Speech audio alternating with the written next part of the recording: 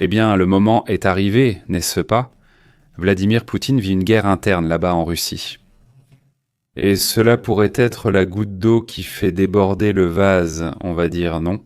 Qui provoque une série de problèmes évoluant en une crise interne plus grave que prévu. Quel est le principal problème actuel de la Russie? L'économie, c'est très clair. C'est-à-dire, c'est le problème qu'elle a en ce moment, étant un pays pétrolier. Le prix de l'essence explose, les gens sortent pour voler de l'essence.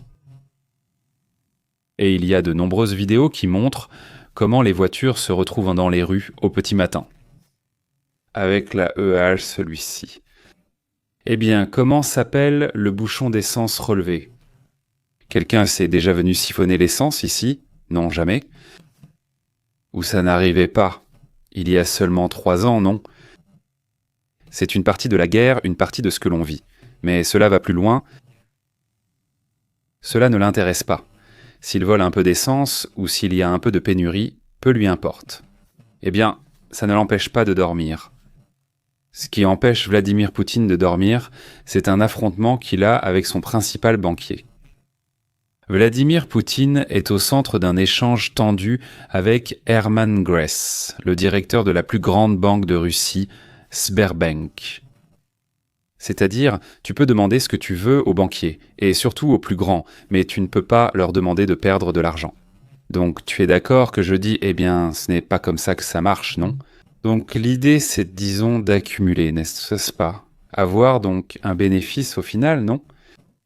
Ici, on fait face à un problème sans bénéfice, qui devient de plus en plus important. Cet homme, c'est Vladimir Poutine, et ici, c'est Hermann Gress. Voilà, n'est-ce pas? Au Forum économique oriental, il a averti que la croissance du produit intérieur brut a essentiellement ralenti jusqu'à atteindre 0, et cela continue ainsi depuis juillet jusqu'à aujourd'hui. Il indique simplement que le pays est à l'arrêt.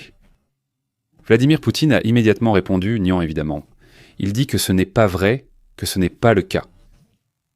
Il affirme que les prêts se sont arrêtés. Non, ils ont seulement ralenti, a rétorqué le président. Des experts affirment que ce choc reflète la déconnexion entre le Kremlin et la communauté financière.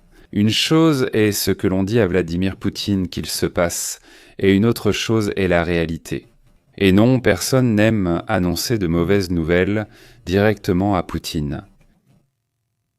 Ce n'est pas la première fois que Poutine se retrouve dans des problèmes. Défendre une position alors que d'autres dirigeants russes disent le contraire. Mais comme ses proches et cercles ne veulent pas le prévenir. De ce qui se passe vraiment, eh bien il sort, et disons qu'à juste titre, il dit « Voyons, cela n'est pas en train de se passer ». Puis il réalise soudainement que oui, cela se passe. Selon les analystes spécialisés sur la Russie, ils assurent d'en vendre que ce choc est la preuve de la déconnexion du Kremlin avec la réalité de ce qui se passe réellement dans la finance. L'économiste Oles Pandezin explique ce qui suit. Le débat public est aujourd'hui le seul moyen pour les économistes de transmettre les problèmes aux hauts dirigeants de la Russie, qu'ils ne veulent pas entendre. Ils participent au débat public à la radio, à la télévision et expliquent les problèmes. Pour que les autres là-haut écoutent, car ils ne reçoivent pas l'information. L'économie russe a augmenté de 1% au deuxième trimestre de 2025, bien en dessous de la croissance de l'année précédente, qui dépassait les 4%, et maintenant elle est à 0. Au cours de ces derniers mois, la banque d'État BTV a signalé 2 trimestres consécutifs de contraction. Et la contraction, c'est donc un problème évident, une contraction que, ils ne veulent pas entendre plus haut. Les dépenses militaires ont absorbé 7,2% du produit intérieur brut, le niveau le plus élevé depuis la guerre. C'est bon. La guerre, elle absorbe ce gain potentiel et elle prend tout, donc il n'y a pas de croissance. Les dépenses militaires ont absorbé 7%, mais cela pourrait être plus l'année prochaine si cela continue. Il y a un déficit. Le budget dépasse déjà les 4,19 billions de roubles, dépassant les objectifs du gouvernement qui étaient prévus avant la fin de cette année. Les sanctions sont censées être sur le point de s'étendre.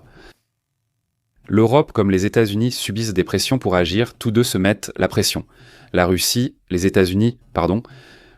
les États-Unis et l'Europe se mettent mutuellement la pression, en disant « toi, baisse et impose plus de sanctions et impose plus de droits de douane ».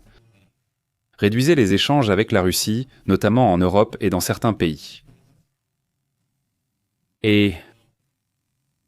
Eh bien, il semble que ça aille dans cette direction. Il semble que le sujet prenne cette tournure, surtout parce que, l'affaire de la Pologne, avec ses missiles, enfin, ses drones lancés, l'affaire de la Roumanie d'hier, n'est-ce pas?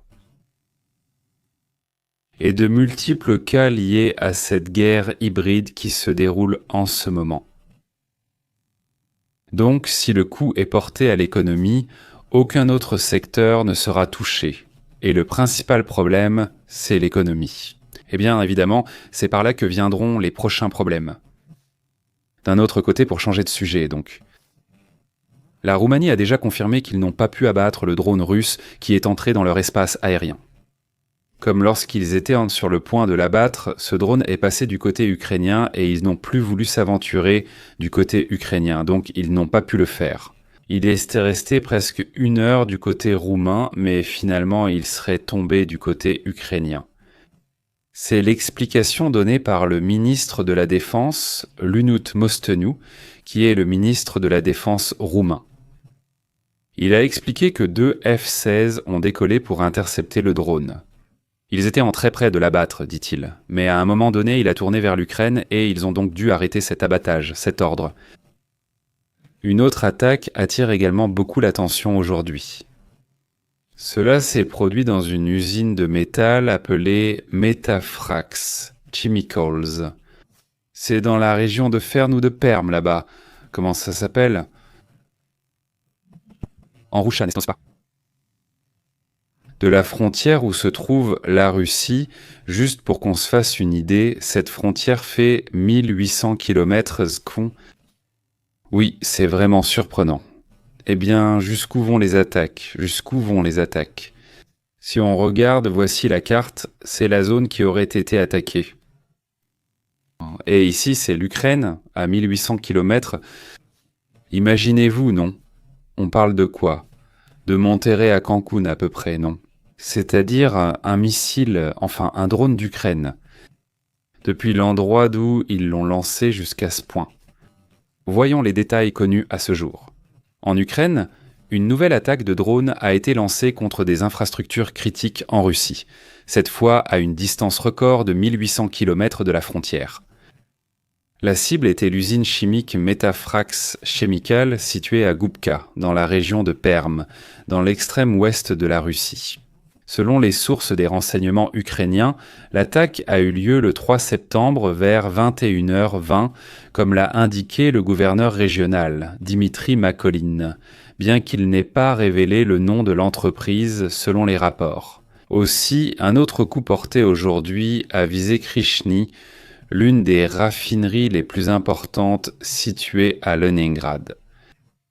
Selon l'état-major ukrainien, l'attaque a été menée par des unités de drones, de systèmes sans pilote et d'opérations spéciales. Le gouverneur Alexandre Drozvenko a confirmé que 3 drones ont été abattus, mais les débris ont provoqué un incendie dans l'usine. Aucun blessé n'a été signalé et on sait que cet endroit a une capacité de traitement de 355 000 barils par jour. C'est une autre des stratégies qui a été mise en œuvre par l'Ukraine. C'est frapper le pétrole, car cela touche directement le flux d'essence et de carburant, les militaires, mais aussi l'économie. Et c'est un autre problème qui s'ajoute de plus en plus fortement à la Russie. Un problème économique car sa principale source de revenus est affectée d'un 5e. Mais ce problème pourrait-il s'aggraver, évidemment?